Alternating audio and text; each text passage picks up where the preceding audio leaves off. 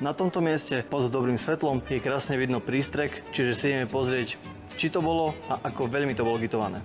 Skúsime si pomerať nejakú normálnu hodnotu, aká by tam mala byť. 145. Skúsime si namerať nejakú normálnu hodnotu. 149, 144, či okolo 140, 150 by to malo byť.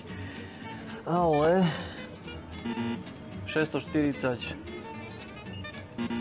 274, 189. Tu asi potom aute niekto strieľal. 1471. 301. Je vidieť, že tu bolo striekané, máme potvrdenie, že to bolo gitované. A tu vidím ešte jeden kopček. 260, 1365. Čiže tu sa niekto hral so špachľou a s gitom.